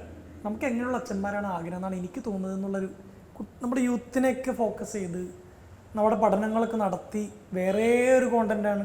ഇതൊന്നും ഞാൻ യൂട്യൂബിൽ ഇട്ടിട്ടില്ല, ഇത് നമ്മൾ സോഷ്യൽ മീഡിയയിൽ ഇടാൻ ആഗ്രഹിക്കുന്നുമില്ല. പക്ഷേ ആ വിളിച്ച സ്ഥലത്ത് ഏറ്റവും നല്ലത് കൊടുത്തിട്ട് ഇറങ്ങി പോകുന്നതാണ്. Give the best and just leave. Give the best and just leave. അത് ആ ഒരു ഉത്തരവാദിത്വ ബോധം എനിക്കുണ്ട്. അതിൻ്റെ അപ്പുറത്തോട്ട് എനിക്കതൊരു ഭാരമായിട്ടൊന്നും ഇതുവരെ തോന്നിയിട്ടില്ല. How do you select YouTube content? അതായത് ഞാൻ കുറച്ചുകൂടെ നീട്ടി ചോദിക്കാം. അതായത് നമ്മൾ ഒരു ഫംഗ്ഷനിൽ വിളിക്കുന്നതല്ലാതെ നമ്മളിപ്പോൾ ഒരു യൂട്യൂബിന് നമ്മളായിട്ട് നമ്മുടെ ചാനൽ ഇപ്പോൾ പ്രസൻറ്റ് ചെയ്യാം. I know it's been months since you posted last. എന്നാലും ഇത് സംസാരിക്കണം, അല്ലെങ്കിൽ ഇത് ആളുകളോട് കൺവേ ചെയ്യണം എന്ന് തിരഞ്ഞെടുക്കുന്നത് പോയിന്റ് എന്താണ്? അത് പെട്ടെന്നൊരു റിഫ്ലക്ഷൻ മോഡായിരിക്കും, അല്ലെങ്കിൽ ഡേയ്സ് ഓഫ് പ്രിപ്പറേഷൻ ഉണ്ടാകുമോ അതിന് പിന്നിൽ? അതെങ്ങനെ നമുക്കൊരു ഐഡിയ കിട്ടിയത് ഇറ്റ്സ് വർത്ത് ഷെയറിങ് എന്ന് തോന്നിക്കഴിഞ്ഞാൽ നമ്മൾ പ്രിപ്പയർ ചെയ്യും. Word sharing in the sense ഒരു ഐഡിയ. അപ്പം ഞാൻ കഴിഞ്ഞ ദിവസം ഇട്ടൊരു വീഡിയോ, മഞ്ഞുവൽ ബോയ്സിലെ ഗുണാക്കേവിൽ വീഴുന്നത് നിങ്ങളാണെങ്കിൽ നിങ്ങൾക്ക് വേണ്ടി ആരായിരിക്കും കുഴിയിലേക്ക് ഇറങ്ങണ്ടാവുക. ഭയങ്കര ഡീപ്പ് റിഫ്ലക്ഷൻ ആവശ്യമുള്ള ചോദ്യം. നമ്മുടെ ഈ തിരക്കുകൾക്കിടയിൽ നിങ്ങളോട് നിൽക്കാൻ പറഞ്ഞിട്ട് ഒരു 3 ഡീപ്പ് ബ്രെത്ത് എടുക്കാൻ പറഞ്ഞിട്ട് ഒരു ചോദ്യം ചോദിച്ചോട്ടെ, നിങ്ങളാണ് ആ കുഴിയിൽ വീണെങ്കിൽ ആരിറങ്ങും? കണ്ണടച്ചാൽ ഒരു ഉത്തരവുണ്ടോ? അല്ലെങ്കിൽ ആര് വീണാലായിരിക്കും നിങ്ങളിറങ്ങുക? ഒരാൾക്ക് വേണ്ടി 13 പേര് മരിച്ച വീണിട്ട് തിരിച്ചു കയറാത്ത കുഴിയിലോട്ട് നിങ്ങളുടെ ആരോ വീണു. ആര് വീണാലായിരിക്കും നിങ്ങൾ കാര്യം കിട്ടി ഇറങ്ങണം? അത് നമ്മൾ സെൽഫ് റിഫ്ലക്ഷൻ അത്തരം ചിലതാണെങ്കിൽ തോന്നുന്നു ഈ ബഹളത്തിൻ്റെ ഇടയിൽ അതേ ഉണ്ടാവുള്ളൂ. നമ്മൾ ഈ വ്യൂസും ലൈക്കും ഷെയറും കമൻറ്റിൻ്റെ ഒക്കെ അപ്പുറത്തോട്ട് എനിക്ക് കൃത്യമായിട്ട് അറിയാവുന്ന കാര്യം എൻ്റെ അപ്പനമ്മ, ഇപ്പം എൻ്റെ ഭാര്യ, എൻ്റെ ചേട്ടന്മാർ, പിന്നെ ഞാൻ ഒരു ചൂട് വട്ടത്തിൽ ഓരോ പറിച്ചാൽ അതിനകത്ത് പെടുന്നൊരു 2 പേരൊക്കെ ഉണ്ട്. അതിൻ്റെ അപ്പുറത്തോട്ട് ആരുമില്ല. അതിൻ്റെ അപ്പുറത്തോട്ട് ആളുകളുണ്ട്, പക്ഷെ ആരുമില്ല. നമ്മളല്ലേ അത് തിരഞ്ഞെടുക്കുക, നമ്മുടെ ഇന്നർ സർക്കിളിൽ ആരൊക്കെ വേണം എന്നുള്ളത്? ജോസഫ് അങ്ങനെ വെക്കാത്തതാണോ ഫ്രണ്ട്സിനെ? നമ്മൾ ഇതിനങ്ങനെ പ്രോസസ്സൊന്നുമില്ല. ഇപ്പം ഹരി നമ്മളിന്ന് ഇൻ്റർവ്യൂ ചെയ്യുമ്പോൾ നമ്മൾ സൗഹൃദം ഉണ്ടെന്നിരുത്. നമ്മളൊരു നീ ഇടയ്ക്കിടയ്ക്ക് ഇങ്ങനെ എന്നെ എനിക്ക് ചേട്ടാ എൻ്റെ വീഡിയോ ഞാൻ കമൻറ്റ് ഇടുകയോ അല്ലെങ്കിൽ റീലിന് ഇത് ഇടുകയോ ചേട്ടാ ആ റീൽ അടിപൊളിയായിരുന്നു കേട്ടോ, നമ്മളത് മെയിൻറ്റെയിൻ ചെയ്യുകയാണെങ്കിൽ എൻ്റെ മനസ്സിൽ നീ ഉണ്ടെന്ന് ജെന്യുവലി ഒരാൾ ഫോളോ ചെയ്യുന്നു, ജെന്യുവലി അത് ഫീഡ്ബാക്ക് തരുന്നു, നമ്മുടെ മനസ്സിലുണ്ട് ഇങ്ങനെ ഒരാൾ. നീ ഇപ്പോൾ ഇത് നമ്മൾ ഇൻ്റർവ്യൂ കഴിഞ്ഞാൽ നമ്മൾ പിരിയുന്നു, നമ്മളൊരു 6 വർഷത്തിന് ശേഷം പണ്ട് ഇൻ്റർവ്യൂ ചെയ്തെന്ന് പറഞ്ഞാൽ ചിലപ്പോൾ എനിക്ക് ഓർമ്മയിലുണ്ടാവില്ല. അത് നിൻ്റെ കുഴപ്പമില്ല, എൻ്റെ കുഴപ്പമില്ല. അപ്പോൾ ഇപ്പോൾ എൻ്റെ ഈ കഴിഞ്ഞ ബർത്ത്ഡേക്ക് അല്ലെങ്കിൽ ഇപ്പോൾ ഈ ഫോൺ ഞാൻ നെറ്റ് ഓഫാണ് എൻ്റെ, അല്ല നെറ്റ് ഓണാണ്. എനിക്ക് വാട്സാപ്പിൽ ഒന്നും വന്നിട്ടില്ല, മെസ്സേജ് ഒരു നോട്ടിഫിക്കേഷൻ പോലും വന്നിട്ടില്ല. ഇതിപ്പോൾ ഞാൻ ഇവിടെ ഇരിക്കാൻ തുടങ്ങിയിട്ട് നിങ്ങൾ വന്നപ്പോൾ തൊട്ട് ഇരിക്കുന്നതാണ്. വൈഫ് വിളിച്ചിരുന്നു, ഒരിടയ്ക്ക് നിറയെ നോട്ടിഫിക്കേഷൻസിൻ്റെ സമയം ഉണ്ടായിരുന്നു. ഇങ്ങനെ ഒരുപാട് ആളെ ഇങ്ങനെ നമ്മൾ മനസ്സിലാക്കുന്ന കാര്യം, ചില സന്ദർഭങ്ങളിൽ നമ്മളിൽ നിന്ന് സുഹൃത്തുക്കൾ കൊഴിഞ്ഞു പോകുന്നൊരു കാലം വരും. അത് നമ്മുടെ പ്രശ്നം കൊണ്ടല്ല. ഒരു ടൈം പീരീഡിൽ എത്തുമ്പോൾ എല്ലാവരുടേതായ ഉത്തരവാദിത്തങ്ങളിലേക്ക് കടക്കും. ചിലപ്പോൾ ഞാൻ സിംഗിളായിരുന്ന സമയത്ത് നമ്മൾ എല്ലാവർക്കും അവൈലബിൾ ആയിരുന്നു എന്നൊരു തോന്നൽ അവർക്കുണ്ടായിരുന്നു. എല്ലാവർക്കും നമ്മളെ ബന്ധപ്പെട്ട എല്ലാവർക്കും ചിലപ്പോൾ ഇവിടെ ഒറ്റയ്ക്ക് ഇങ്ങനെ പിന്നീട് കുറേ പേര് മനഃപൂർവ്വം ബാക്കിലോട്ട് വരുന്നതുണ്ടാവും. അയാൾക്കൊരു പുതിയ ജീവിതമായി, ഇനിയിപ്പം ഞാനങ്ങനെ അയാളിലോട്ട് ഇൻവോൾവ് ആവണമെന്ന് നിർബന്ധമില്ല. എനിക്കുള്ളൊരു ഏജൻറ്റി ആണോ? ഇപ്പം നമ്മളെൻ്റെ വളരെ പ്രിയപ്പെട്ട സുഹൃത്തോട് കഴിഞ്ഞ് സംസാരിക്കുമ്പോൾ നമ്മളും അങ്ങനെ ഇല കൊഴിയുന്നൊരു സീസണിലൂടെ കടന്നു പോകുന്ന അവനും പറഞ്ഞു. അവനും സുഹൃത്തുക്കളുടെ നിരയാണ് ശരിക്കും. പക്ഷേ ബാർബർ ഫ്രണ്ട്, അവൻ്റെ ഒരു റിസപ്ഷനിൽ പോയി അവിടെ ഭക്ഷണം എടുത്തിരുന്ന ആൾ ഫ്രണ്ട്. പക്ഷെ നമ്മളിങ്ങനെ കുട്ടിയും കുറച്ചും എല്ലാം കഴിഞ്ഞ് നമ്മളിങ്ങനെ നമ്മുടെ ജീവിതം എന്നൊക്കെ നമ്മളിങ്ങനെ ശ്വാസം എടുത്ത് ആലോചിക്കുമ്പോൾ ആരുണ്ട് എന്ന് വെച്ചാൽ നമുക്ക് കുറച്ച് പേരേ ഉള്ളൂ. അതും മതി. നമുക്ക് വിരലുണ്ടാവുന്ന ഒരു 2-3 പേരും മതി. അത് ധാരാളമാണ്. നമ്മൾ മുമ്പോട്ട് പോകുന്തോറും ഇതിന് എതിര് പറയുന്നവർ ഇഷ്ടംപോലെ പേരുണ്ടാവും. അവർക്ക് ഇത്ര കാലഘട്ടത്തിലും അത് ബ്രില്യൻറ്റ്. നിങ്ങൾക്ക് അത്രയും സുഹൃത്തുക്കളെ ഇതുപോലെ മെയിൻറ്റെയിൻ ചെയ്യാൻ പറ്റുന്നുണ്ടെങ്കിൽ ബ്രില്യൻറ്റ്. ഈ അടുത്തിടയ്ക്ക് ഫേമസ് ആയിട്ടുള്ള ഒരാളോട് ചോദിച്ചു, നിങ്ങൾ വലിയ ഫിലോസഫി വരുന്ന ഒരാളല്ലേ, ഈ ഹാർട്ട് ബ്രേക്കിനെ എങ്ങനെയാണ് നേരിടുന്നത്? അയാൾ പറഞ്ഞത്, എൻ്റെ ഹൃദയം എല്ലാ ദിവസവും ഹാർട്ട് ബ്രേക്കിലൂടെ കടന്നു പോകാണ്. എനിക്ക് ലോകം മുഴുവൻ പ്രിയപ്പെട്ടവരാണ്, അവർ ആരൊക്കെയോ എല്ലാ ദിവസവും മരിച്ചുകൊണ്ടിരിക്കുകയാണ്. ഇപ്പോൾ ഇങ്ങനെ പോയി കുറച്ച് പേരൊക്കെ ഇപ്പോൾ ചുറ്റിലും ഉള്ളൂ. അയാൾ ലിറ്ററൽ ഡെത്തിനെ കുറിച്ചാണ് പറയുന്നത്. എന്ന് പറയുന്നത് സൗഹൃദത്തിലും മരണങ്ങൾ സംഭവിക്കുക. ഒരിക്കൽ നമ്മുടെ എല്ലാമായിരുന്ന ആൾ നമുക്ക് പോലും കൃത്യമായിട്ട് എഴുതിയൊരു കാരണം ഇടാൻ പറ്റില്ല എന്തുകൊണ്ടാണ് നമ്മൾ തമ്മിൽ പകന്നതെന്ന്. അത് അകന്നു പോയിട്ടുണ്ടാവാം. ചിലപ്പോൾ എൻ്റെ തെറ്റായിരിക്കാം, ചിലപ്പോൾ അയാളുടെ തെറ്റായി, ചിലപ്പോൾ രണ്ടുപേരുടെയും തെറ്റായിരിക്കില്ല, സാഹചര്യങ്ങളായിരിക്കാം. അപ്പോൾ ഞാനൊരിക്കലും ഒരു സർക്കിൾ തിരഞ്ഞെടുപ്പുകളൊന്നും എനിക്കില്ല. വന്ന് ചേർന്നിട്ട് പോവാതിരുന്നവർ മാത്രമേ എനിക്കുള്ളൂ.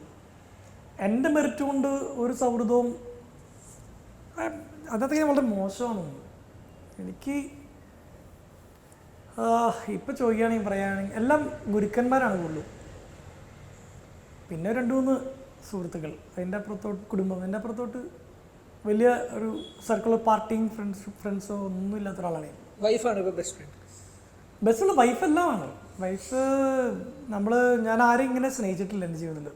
ഇതുപോലെ നമ്മളിങ്ങനെ ജീവന തുല്യം എന്നൊക്കെ നമ്മൾ പറയും. ചില പാട്ടിലൊക്കെ വരികളൊക്കെ ഇല്ലേ, നമുക്ക് വിചാരിക്കും ഇതൊക്കെ പാടി നമുക്ക് അർത്ഥം മനസ്സിലാവണമെന്ന് പാടിയെന്ന് പറയും. പാട്ടുകളൊക്കെ ഉണ്ടല്ലോ, എൻ്റെ നെഞ്ചാകെ നീയല്ലേ എന്നൊക്കെ ഞാൻ പണ്ട് പാടിയത്. ഞാനത് പരിശുദ്ധ കന്യാമറിയത്തൊക്കെ നോക്കി പാടിയിട്ടുണ്ട്. നമുക്കന്ന് അവരൊക്കെ ഉണ്ടായുള്ളൂ.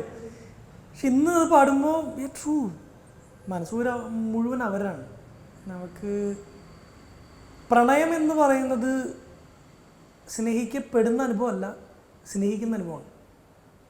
നമ്മളൊരാളെ അങ്ങോട്ട് സ്നേഹിക്കുന്നതാണ് പ്രണയം എന്നാണ് എനിക്ക് തോന്നുന്നത്, ഇങ്ങോട്ട് കിട്ടുന്നതല്ലെന്ന് തോന്നുന്നു. കാരണം ഞാൻ ജീവനേക്കാൾ എനിക്ക് അവളെ ഇഷ്ടമാണ്. അതിനൊരു എക്സ്പ്ലനേഷൻ പോലും ആവശ്യമില്ലെന്ന് തോന്നുന്നു. അതങ്ങനെയാണ്, അതങ്ങനെ ആവട്ടെ എന്ന് പ്രാർത്ഥിക്കുന്നു. ഞാൻ അത് വെച്ച് ചോദിക്കുന്നതല്ല, ചില ബന്ധങ്ങൾ, റിലേഷൻഷിപ്സ് നമ്മുടെ ടോപ്പിക്കിൽ വന്നുകൊണ്ട് ഞാൻ ചോദിക്കുക, ഷീസ് മൈ വൈഫ്, അതുകൊണ്ട് ഞാൻ സ്നേഹിക്കണം.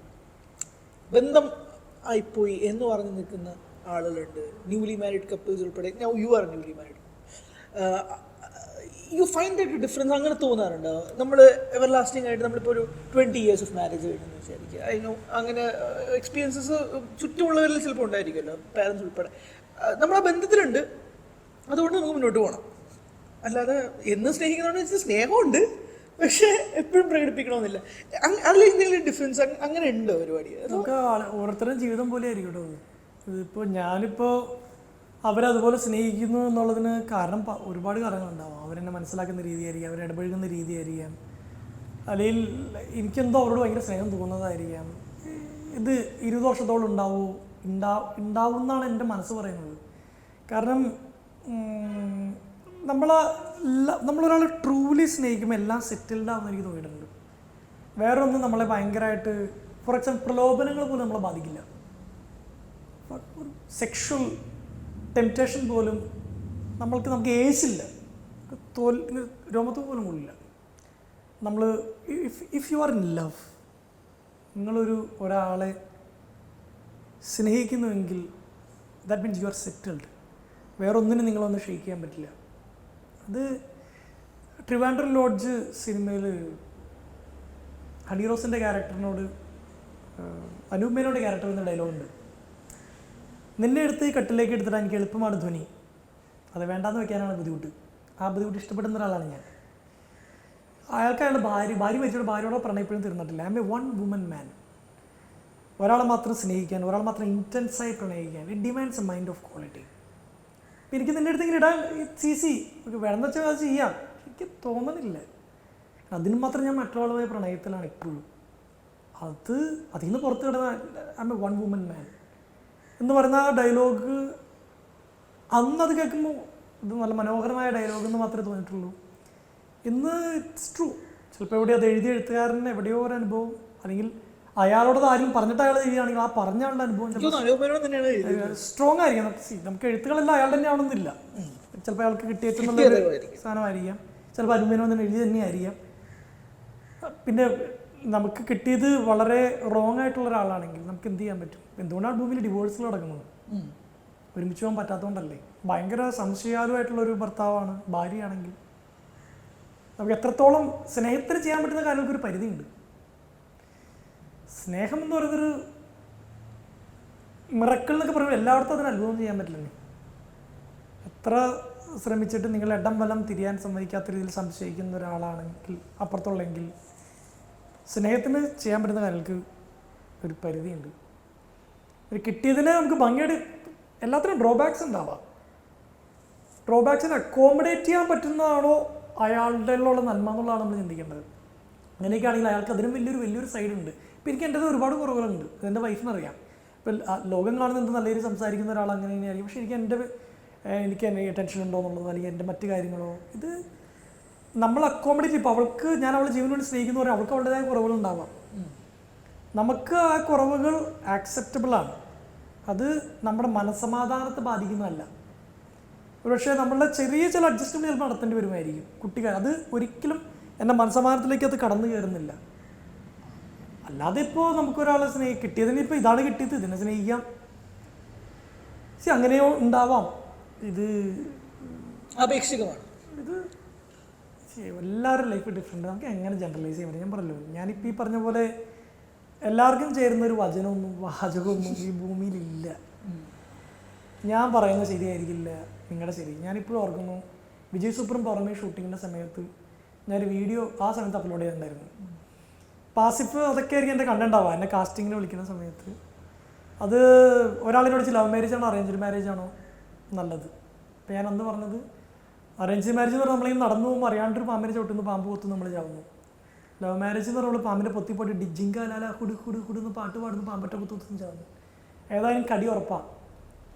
അന്ന് നമ്മൾ വിചാരിക്കുന്നത് കല്യാണം കഴിച്ചാൽ എന്തായാലും പ്രശ്നങ്ങൾ, ഇതിങ്ങനെ സാധനം. ഞാൻ അന്ന് ആസിഫ് തൻ്റെ എല്ലാ മോട്ടിവേഷനും ശരിയല്ല കേട്ടോ, ഇതൊക്കെ ഭയങ്കര റോങ് ആണ് താൻ ഈ സാധനമൊക്കെ പറഞ്ഞാൽ. ഇത് ഞാൻ ഫണ്ണി ആയിട്ട് പറഞ്ഞതാണ്. അറേഞ്ച് മാരേജ് ആണ് ലവ് മാരേജ് വെച്ചപ്പോൾ ഒരു ഫണ്ണി സാധനം പറഞ്ഞാണ്. അങ്ങനെയുള്ളൂ. മാരേജ് ലൈഫ് ബ്യൂട്ടിഫുള്ളാണ്. അത് ഞാൻ ആ ഷൂട്ടിലായിരുന്ന സമയത്ത് ആസിഫ് റിലേഷൻഷിപ്പ് കണ്ടാൽ എനിക്ക് അത് മനസ്സിലായിട്ടുണ്ട്. They are still in love. അവരെനിക്കോട് അവർ വെഡിങ് ആനിവേഴ്സറി ഈ അടുത്തേക്ക് പിന്നെ സെലിബ്രേറ്റ് ചെയ്തത്. എല്ലാവരും വിളിച്ച് കുട്ടികളെയും വിളിച്ച് കല്യാണം കഴിക്കുന്ന പോലെ തന്നെ അവർ കോസ്റ്റ്യൂം ഇട്ട്. That man is in love with സമ എന്നാണ് ഞാൻ മനസ്സിലാക്കിയിട്ടുള്ളത്. അയാളുടെ ഒപ്പം കാരവാനിലായിരിക്കുന്ന സമയത്ത് ആ സമയത്തൊരു ഏതൊരു ആക്ട്രസിന് കാരവാൻ അപ്പം സമയമില്ല, പെട്ടെന്ന് ഡ്രസ്സ് മാറണം. അപ്പോൾ ആസിഫിൻ്റെ കാരവാൻ എന്തുവാണ് വേണ്ടിയിരുന്നത്. ആസിഫ് പറഞ്ഞത് അധികം നേരമൊന്നും പറ്റില്ല കേട്ടോ, അത് പെട്ടെന്ന് അറിയാം. ഇത് എനിക്കറിയില്ല, അത് ആസിഫിൻ്റെതായ ചില ടേംസ് ഉണ്ട്. എൻ്റെ കാരവാനിൽ ആരൊക്കെ കയറേണ്ട അങ്ങനെയൊക്കെ ഒരു അതിന് എവിടെയൊക്കെയോ മറ്റൊരു ബന്ധമുണ്ടോ ഐ ഡോണ്ട് നോ. പക്ഷെ പുള്ളി ഇടയ്ക്കിടയ്ക്ക് വേണ്ടി സമ പറഞ്ഞ ഇങ്ങനെ അത് ഈ കേസിലല്ല, ചില കാര്യങ്ങളിൽ എപ്പോഴും സമ കയറി വരുന്നുണ്ട് പുള്ളിയുടെ വർത്തമാനത്തിൽ. ഇന്ന് എനിക്കത് മനസ്സിലാവും. അപ്പോൾ നമുക്ക് എന്നാൽ ബ്രോക്കൺ റിലേഷൻഷിപ്പിലൂടെ കടന്നു പോകുന്ന ഒരുപാട് മനുഷ്യരുണ്ട്. they may be differently blessed. നമ്മൾ അങ്ങനെ അന്ന് ശരിയെന്ന് വിചാരിച്ചത് പിന്നീട് തെറ്റാണെന്ന് തോന്നുന്നുണ്ട്. ഒരുപാട് അതായത് ഞാൻ പറയുന്നത് നമ്മൾ പബ്ലിക്കിനോട് വന്ന് സംസാരിക്കുക. C you are A genuine motivator, your words inspire mini. ഇത് നമ്മൾ 1-2 പേരൊന്നും അല്ല, അത് ഒരു വൈഡ് കമ്മ്യൂണിറ്റിയാണ്. അപ്പോൾ നമ്മൾ ത്രൂ ചെയ്യുന്ന നമ്മുടെ വാക്കുകൾ നമ്മൾ ഒരു ഘട്ടത്തിൽ ശരിയെന്ന് വിചാരിച്ചിട്ട് നമ്മളത് തെറ്റാണെന്ന് നമ്മൾ റിയലൈസ് ചെയ്യുന്ന പോയിന്റിൽ നമ്മൾ ഇതേ ഓഡിയൻസിനോട് തന്നെ വീണ്ടും പോയി അത് പറഞ്ഞ് അത് എല്ലാവരിലേക്ക് എത്തണമെന്ന് നിർബന്ധമില്ല. അങ്ങനെയുള്ള റിയലൈസേഷൻസ് ഉണ്ടായിട്ടുണ്ടോ എന്നുള്ളത്? ഈ അഭിപ്രായം ഇരുമ്പോലൊക്കെയല്ല, വേണമെങ്കിൽ അത് എടുത്ത് മാറ്റാം എന്ന് ഗാന്ധിജി പറഞ്ഞിട്ടുണ്ട്. അത്ര ഒരു അഭിപ്രായം പറഞ്ഞു വെച്ചാൽ ഇതിനെ മാറ്റാൻ പറ്റായി ഒന്നുമില്ല. പക്ഷെ നമ്മുടെ ലൈഫിൽ ഏറ്റവും വലിയ കറേജ് എന്ന് പറഞ്ഞാൽ നമ്മൾ ഒരിക്കലും വിശ്വസിച്ചൊരു കാര്യം അതായിരുന്നില്ല ശരി എന്ന് പറഞ്ഞാൽ തിരുത്തുന്നതിലാണ്. ലൈഫ് ആക്ച്വലി ഒരു അൺലേണിങ് പ്രോസസ്സാണ്. നമ്മളിങ്ങനെ പോയി അവസാനം നമ്മൾ പ്രായം എത്തി കഴിയുമ്പോൾ നമ്മുടെ ഡെത്ത് ബെഡിൽ നമ്മൾ റിലീസ് ചെയ്യുന്ന ഒരുപാട് കാര്യങ്ങളുണ്ടാവും. അവന് പണി കൊടുത്തത് ഞാൻ എന്നോട് വെച്ചാൽ മോനെ ഇങ്ങനെ ഇരിക്കും, പണി നീ ഇറന്നു വാങ്ങിക്കും പൊക്കോന്ന് പറഞ്ഞ കാര്യം മരിക്കാൻ കിടക്കുന്നത് നമുക്ക് തോന്നും അതൊന്നും ചെയ്യാൻ പാടില്ലേ, ഐ ഷുഡ് ഹാവ് ഫോർഗിവൺ ഹിം. നമുക്ക് പ്രായം നൽകുന്ന കുറേ തിരിച്ചറിവുകളുണ്ട്. ഞാൻ പണ്ട് പറഞ്ഞിരുന്ന ചില കാര്യങ്ങൾ ഞാൻ ചിലപ്പോൾ പുസ്തകത്തിൽ എഴുതിയത് പോലും ഇന്ന് എനിക്ക് തിരുത്തി എഴുതണമെന്ന് ഉണ്ട്. ബറീഡ് തോട്ട്സ് പുസ്തകത്തിൽ ഇൻ്റലക്ച്വൽ പ്രോസ്റ്റിറ്റ്യൂഷൻ എന്നൊരു ചാപ്റ്റർ എഴുതിയിട്ടുണ്ട്. അത് സ്നേഹമുണ്ടെന്ന് നടിച്ച് പറ്റിച്ച് പ്രണയത്തിലാക്കി ഉപേക്ഷിച്ച് പോയൊരു പെൺകൊച്ചിനെ കുറിച്ച് അന്ന് എഴുതിയതാണ്. She's an intellectual prostitute. ഭയങ്കര ആ പ്രയോഗം ഞാൻ കേൾക്കുന്നത് ഹൊസെ മൗറീഞ്ഞോ എന്ന് പറയുന്ന ഒരു ഫുട്ബോൾ കോച്ച് റയൽ മാഡ്രിഡും ബാർസലോണയും തമ്മിലുള്ളൊരു മാച്ചിൽ 5-1 തോറ്റു. മെസ്സി അന്നെന്തോ സ്ലോ വാക്ക് ചെയ്യുന്നൊരു വീഡിയോ ഭയങ്കര വൈറലാണ്. അന്ന് ജോസെ മൗറിഞ്ഞോ പറഞ്ഞു കൃത്യമായിട്ട് ടീം ടാക്ടിക്സ് ആരോ ലീക്ക് ചെയ്തു, there is a rat inside our team എന്നാണ് അന്ന് മൗറിഞ്ഞോ പത്രസമ്മേളനത്തിൽ പറഞ്ഞത്. എന്നിട്ട് പറഞ്ഞു സംബഡി ഡിഡ് ഇൻ്റലക്ച്വൽ പ്രോസ്റ്റിറ്റ്യൂഷൻ. ഞാൻ അന്ന് ജോസെ മൗറിഞ്ഞോൻ്റെ ഇതെന്നാണ് അത് ബുദ്ധി വ്യഭിചരിക്കാൻ ഉപയോഗിച്ചു ലാഭത്തിന് വേണ്ടിയിട്ട്. അന്ന് ഞാനത് എഴുതി കഴിഞ്ഞ് ഇന്നെനിക്ക് തിരിച്ചറിയാൻ പറ്റും ഞാൻ ചെയ്തത് എന്ത് മോശം പ്രയോഗമാണ്. ആ ഒരു പ്രണയം തന്ന് പറ്റിച്ചു പോയി എന്ന് പറയുന്ന ആ പ്രയോഗമൊക്കെ ഭയങ്കര ചീപ്പാണ്, അത് ഉപയോഗിക്കരുത്. ഞാൻ നാളെ ബറീഡ് തോട്ട്സ് ട്രാൻസ്ലേറ്റ് ചെയ്യുന്നുണ്ടെങ്കിൽ പുതിയൊരു വേർഷനായിരിക്കും അതിനകത്ത് വരുന്നുണ്ടാവാം. ബറീഡ് തോട്ട്സിൽ ആ ഒരു ചാപ്റ്ററിൽ മാത്രമേ എനിക്കൊരു ബാക്കി ചാപ്റ്ററിൽ I still stick with them. പക്ഷെ ആ പ്രയോഗം ആ chapter either I will delete or I will rewrite. അത് വളർച്ചയുടെയും മെച്യൂരിറ്റിയുടെയും അടയാളമാണെന്ന് തന്നെയാണ് ഞാൻ വിചാരിക്കുന്നത്. നമുക്ക് നമ്മുടെ ശരികളൊന്നും ശരികളല്ലായിരുന്നു എന്ന് നമ്മളെ പറയുന്ന ആൾ വരും. ഞാൻ ഒരിക്കൽ ഭയങ്കര വൈറലായൊരു വീഡിയോ ഉണ്ട്, ചാവറ മാട്രിമോണി എന്നൊരു കോൾ വന്നത്. ഹരി അത് കണ്ടിട്ടുണ്ടോ എന്ന് എനിക്ക് അറിഞ്ഞൂടാ. 2018 കോൾ വന്നതാണ്. കല്യാണം കഴിക്കാൻ താല്പര്യമുണ്ടോ ചോദിച്ചു. ഞാൻ പറഞ്ഞു എനിക്ക് കല്യാണം കഴിക്കണം ഞാൻ തീരുമാനിച്ചിട്ടില്ല, പ്രായമായല്ലോ എന്താ കെട്ടാതെ ചോദിച്ചു. പറഞ്ഞു ഞാൻ എന്തായാലും ഈ സൂപ്പർ മാർക്കറ്റിൽ നിന്ന് സെലക്ട് ചെയ്യണം, മാട്രിമോണി പോയിട്ട് നല്ലത് നോക്കിയൊന്നും തിരഞ്ഞെടുക്കുന്ന പരിപാടിക്ക് എനിക്ക് താല്പര്യമില്ലെന്ന് പറഞ്ഞു. അപ്പോൾ അതിൻ്റെ എത്രയോ പേര് ഞങ്ങളുടെ മാട്രിമോണിയിൽ നിന്നൊക്കെ ആളുകൾ കല്യാണം കഴിച്ചിട്ടുണ്ടെന്ന് പറഞ്ഞു. അപ്പോൾ എനിക്ക് അതിനോട് വിശ്വാസം താല്പര്യമില്ല എന്ന് പറഞ്ഞ് പിന്നെ തർക്കമായി എന്ന് പറഞ്ഞ് ഞാൻ വെച്ച് പോയി. ഞാൻ കഴിച്ച മാട്രിമോണിയിൽ നിന്നാണ്, അതും ചാവറ മാട്രിമോണിയിൽ നിന്ന്.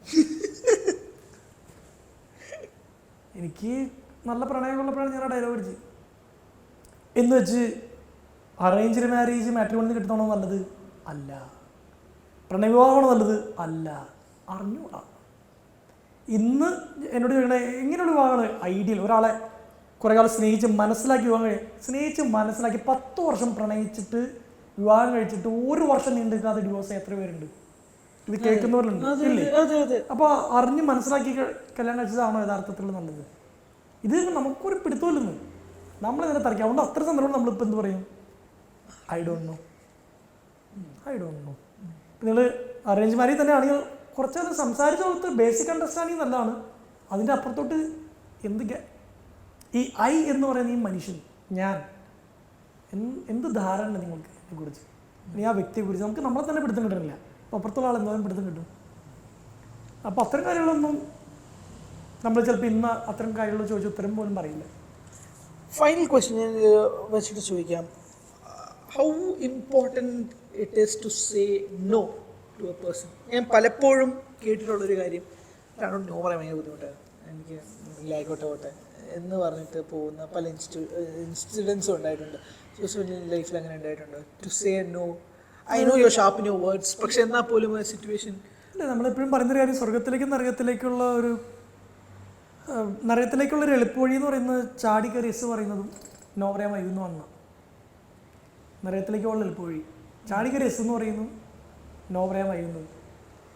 ചില കാര്യങ്ങളൊക്കെ ഞാനുണ്ട് ട്രിപ്പിന്, പിന്നെ നമുക്കറിയാം ഒരു താല്പര്യം മൂന്നാറൊക്കെ പോയി, ഇനിയിപ്പോൾ നേരത്തെ നമ്മളാണ് എസും പറഞ്ഞ് അവസാനം എന്തെങ്കിലുമൊക്കെ നമുക്ക് ആലോചിച്ചിട്ട് വേണമെങ്കിൽ പറയാമല്ലോ. അല്ലെങ്കിൽ ഫസ്റ്റ് ഡേ ഫസ്റ്റ് ഷോ രാവിലെ 4:30 ബീച്ചിൻ്റെ ഷോ ഉണ്ട്. എനിക്ക് കറുകുറ്റിയിൽ നിന്ന് വിനീത വരണമെങ്കിൽ 3/4 മണിക്കൂർ ഡ്രൈവ് ഉണ്ട്. എൻ്റെ ഫ്രണ്ട്സ് അത് ബുക്ക് ചെയ്തൊരു ഇവിടെ തൊട്ടടുത്തുള്ളവരാണ്. എന്നാൽ 4:30 എഴുതണം, എനിക്ക് 4:30 അവിടെ നിന്ന് ഇവിടം വരെ വരെയും വേണം, ഞാൻ കുറച്ചുകൂടി നേരത്തെ എഴുന്നേക്കണം. അപ്പം എനിക്കറിയാം എനിക്ക് പറ്റില്ല, അത്രയും സ്ട്രഗിൾ ചെയ്ത് എനിക്ക് കാണണ്ട.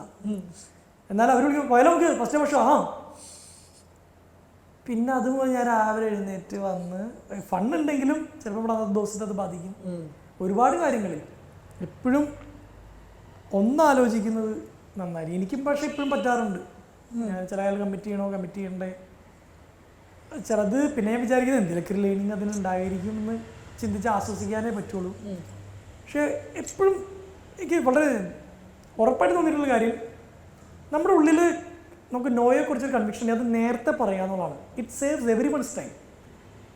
നിങ്ങൾക്ക് പറ്റില്ലെങ്കിൽ കട്ടണ്ടായിട്ടുള്ള അപ്പോൾ പറയാം, ഇതെനിക്ക് പറ്റില്ല കേട്ടോ, ഇത് നിങ്ങൾ വരാൻ ശ്രമിച്ചു എന്ന് പറഞ്ഞാൽ നോക്കട്ടെ എന്ന് വെറുതെ അയാളുടെ വലിപ്പിച്ച അയാളുടെ സമയം കളയാൻ ഭേദം ഇല്ല ഞാനത് ചെയ്യുന്നില്ല എന്നുള്ളതാണ്. അയാൾ പിന്നീട് നന്ദി പറയും. കാരണം അയാളെ കുറേ പേര് വലിപ്പിച്ചിട്ടുണ്ട്. ഇപ്പോൾ എനിക്കറിയാവുന്ന സുഹൃത്തുക്കളുണ്ട്, സിനിമയുടെ കഥ കേൾക്കാൻ വേണ്ടിയിട്ട് കണക്ട് ചെയ്ത് കൊടുത്തിട്ട് അവനിങ്ങനെ പിന്നെ നടന്ന് ഒരു എനിക്കറിയാവുന്നൊരു നടി അവർ പറഞ്ഞു, നീ പറഞ്ഞിട്ട് ഞാൻ ഇതാ എത്ര കെഞ്ചി ആൾ പറയാൻ ഞാൻ ലാസ്റ്റ് നോക്കുമ്പോൾ ടൈറ്റിൽ ആണെങ്കിൽ വേറെ നായികയാണ് എന്ന് ഇയാൾക്ക് പറഞ്ഞൂടെ, ഞാൻ വേറെ ഒരാളെ വെച്ചു എന്നുള്ളത്. ഒരാളുടെ മനുഷ്യനിങ്ങനെ അടിമകളെ പോലെ കാണരുത് നമ്മളിങ്ങ് എത്തില്ലാന്ന് വെച്ച്. അവർ ഭയങ്കര ഫ്രസ്ട്രേറ്റഡ് എന്നോട് സംസാരിച്ചിരുന്നു. ഞാനത് അതുപോലെ എനിക്കറിയാവുന്ന അയാളോട് സംസാരിക്കുകയും ചെയ്തു. ഇനിയാണെങ്കിലും നമ്മളെ സൗഹൃദത്തിൻ്റെ പുറത്ത് പറയുന്നതാണ്, നോക്കട്ടെ എന്ന് പറഞ്ഞ് 1 മാസം വരെ വേണമെങ്കിൽ കൊണ്ടുപോകും ഒരാളെ. നിങ്ങളൊരു വർഷം ഒരാളോട് റിസ്ക് അതായത് നിങ്ങൾ ടൈറ്റിൽ അനൗൺസ് ചെയ്താണെങ്കിൽ നമുക്ക് വേറെ ആളെ കിട്ടിയിട്ടോന്നെങ്കിലും പറയാം. No saves every ones time. അത് അതുകൊണ്ട് ഞാനിപ്പോൾ എന്നോട് എനിക്ക് മെയിൽസ് വരും, ഓണത്തിന് ഇന്ന product collaboration, I don't do collaborations. Simple answer. നോക്കട്ടെ ഒന്ന് സ്റ്റോറിയിലേക്കൊന്ന് പറയാമെന്ന് പറഞ്ഞിട്ട് നമ്മൾ പിന്നെ ഞാൻ തീരുമാനിച്ചിട്ടുള്ളതാണ്. പിന്നെ ഒരു team I don't do collaborations. ഇത്രയും ഫോളോവേഴ്സ് ഉള്ള ഒരു വ്യക്തിക്ക് കൊളാബറേഷന് വേണ്ടി വരുന്ന ഓഫേഴ്സ് ഭീകരമായിരിക്കും. എന്തുകൊണ്ട് ചെയ്യുന്നില്ല? Every influencer does it. Why interest തോന്നിയിട്ടില്ല? അതാണോ ആൻസർ? Simple answer. എനിക്കറിയില്ല, ഞാൻ പണ്ട് ഒരിക്കലും ചെയ്തിട്ടില്ല ഞാൻ പറയുന്നില്ല. നമ്മൾ ഒരു നോർമൽ ഫോട്ടോഷൂപ്പ് ഒരാൾ ചെയ്യുന്നതിൻ്റെ 10-1 പോലും ഇല്ല. ഞാൻ ആ കൂടി ഒരു 3 കൊളാബൊക്കെ ചെയ്തിട്ടുണ്ട്. കൊളാബ് വെറുതെ പോസ്റ്റുകൾ തമ്മിൽ കൊളാബറേഷൻ ആയിട്ട് കാണരുത്. ഞാനൊരു ടോക്ക് ഷോയ്ക്ക് പോകുമ്പോൾ അവിടുത്തെ സ്ഥാപനവും ഒരു ഇതൊരു പ്രോഡക്റ്റോ അല്ലെങ്കിൽ ഒരു നമുക്ക് ഒത്തിരി പൈസ കിട്ടാൻ പറ്റുന്നൊരു പരിപാടി തന്നെയാണ്. അത് എനിക്ക് അറിഞ്ഞൂടാ. ഞാൻ വിചാരിക്കുന്നത് നമ്മളെ കേൾക്കുന്ന ഒരു ക്രൗഡ് നമ്മൾ അങ്ങനെ ഒരു സ്ഥലത്ത് പ്ലേസ്ഡ് ആയിട്ടില്ലെന്ന് തോന്നും. ഇപ്പം ഞാൻ വിചാരിക്കുന്നത് ഞാൻ നാളെ തുടങ്ങി 2 സിനിമകളിലൂടെ അഭിനയിക്കാതെ സിനിമയെ നമ്മൾ വിട്ട് പോകുന്നൊരു പരിപാടിയാണ്. സിനിമ അല്ലെങ്കിൽ നാളെ സിനിമയുടെ റൈറ്റർ ആവുന്നു, അല്ലെങ്കിൽ കുറച്ച് പടങ്ങളൊക്കെ അഭിനയിച്ച് വെറുതെ വീണ്ടും റീസ്റ്റാർട്ട് ചെയ്യുന്നൊരു സിനിമ പരിപാടി അങ്ങനെയൊക്കെയാണെങ്കിൽ പിന്നെ ആ സൈഡിൽ കൂടെ ചിലപ്പോൾ വേണമെങ്കിൽ ഒരു കൊളാബൊക്കെ ചെയ്ത ആളെ ആക്സെപ്റ്റ് ചെയ്തിരിക്കും. ഇപ്പം ഞാൻ വന്നിട്ട് ഫോണിൻ്റെ കവർ വെച്ചിട്ട് അല്ലെങ്കിൽ ഫോൺ ഇത്ര ഡിസ്കൗണ്ടിൽ ഇപ്പം ഇവിടുന്ന് വാങ്ങിച്ചാൽ ഇരട്ടി ലാഭം എന്ന് എനിക്ക് പറ്റണില്ല. അത് നാളെ പൈസ ആവശ്യമായി ചിലപ്പോൾ ചെയ്യായിരിക്കും. എനിക്ക് ഭയങ്കരമായ മോണിറ്ററി ഗോൾസ് ഇല്ല. എന്നുവെച്ചാൽ മസ്റ്റായിട്ട് അടുത്ത വർഷത്തിനുള്ളിൽ ഒരു ബെൻസ് ഒന്നുമില്ല. ഇങ്ങനെയൊക്കെ പോയിട്ട് വൈഫിന് ഫോൺ പോലും ഉപയോഗിക്കാത്ത ആളാണ്. ആളുടെ ഫോണിൽ സെൽഫി പോലും ഇല്ല. ആൾക്ക് നമ്മൾ സാറിന് നല്ലൊരു ഫോൺ ആൾക്ക് ഗിഫ്റ്റ് ചെയ്യണം എന്നൊക്കെ ഉണ്ട്. പക്ഷേ ഫോൺ ഉപയോഗിച്ചാലല്ലേ നമുക്ക് ഗിഫ്റ്റ് ചെയ്യാൻ പറ്റുള്ളൂ. ആൾക്ക് അങ്ങനെ ഒരു ആൾ വളരെ മേക്കപ്പ് അധികം മൊത്തത്തിൽ അങ്ങനെ ഒരു സ്പെൻഡ് ചെയ്യുന്ന ഒരാളല്ല എന്നാണ് ഞാൻ ഇതുവരെ മനസ്സിലാക്കിയിട്ടുള്ളത്. ആൾക്ക് ഡ്രസ്സൊക്കെ ആണെങ്കിൽ ആൾ വളരെ നമ്മൾ ഈ ബ്രാൻഡഡ് എന്നൊക്കെ പറയുന്ന പരിപാടികളിൽ പുറകെ പോവാത്ത ഇടാൻ കംഫർട്ടബിൾ ആയിട്ടുള്ള നല്ല ഡ്രസ്സ് എന്നുള്ളത് ചേട്ടത് തയ്പ്പിച്ചാൽ പിന്നെ റേറ്റ് കുറവാണെന്നൊക്കെ പറയുന്ന ഒരാളാണ് എൻ്റെ ഭാര്യ. അപ്പോൾ അങ്ങനെ ഒരു പുഷ് അവിടെ നിന്ന് വരാത്തതുകൊണ്ടായിരിക്കാം. നാളെ ജീവിതം ആവശ്യപ്പെട്ടാൽ ചെയ്യും, ജീവിക്കണമല്ലോ. Okay, and final note audience, ഓണമൊക്കെ ആയിട്ട് നമ്മളിവിടെ കഴിച്ചോണ്ടിരിക്കുന്നതും പറഞ്ഞാൽ ഓണമായിട്ട് കുഴിമന്തി ചിക്കൻ കഴിച്ചോണ്ട് എങ്ങനെ ഞാൻ ഓണാചരണത്തിൽ നിങ്ങളുടെ മുഖത്തൊക്കെ പറയുന്നുള്ളതാണ്. എന്നാലും പറഞ്ഞു കുഴപ്പമില്ല. എല്ലാവർക്കും നല്ലൊരു ഓണം നേരുന്നു. അടുത്ത ഓണത്തിന് മുമ്പ് നിങ്ങൾ കുറേ നല്ല വാർത്തകൾ ഉണ്ടാവട്ടെ, നല്ല സുഹൃത്തുക്കൾ ഉണ്ടാവട്ടെ, നല്ല കാര്യങ്ങൾ സംഭവിക്കട്ടെ. Thank you. That is Joseph Annakutty Jose and signing out എന്ന് സാധാരണ അദ്ദേഹത്തിന്റെ ഭാഷയിൽ പറയുന്നത് പോലെ തന്നെ signing out. And thank you guys, thank you so much. Thank you Joseph, thank you so much. Thank you. കൂടുതൽ വാർത്തകൾക്ക് news 18 Keralam YouTube channel subscribe ചെയ്യുക.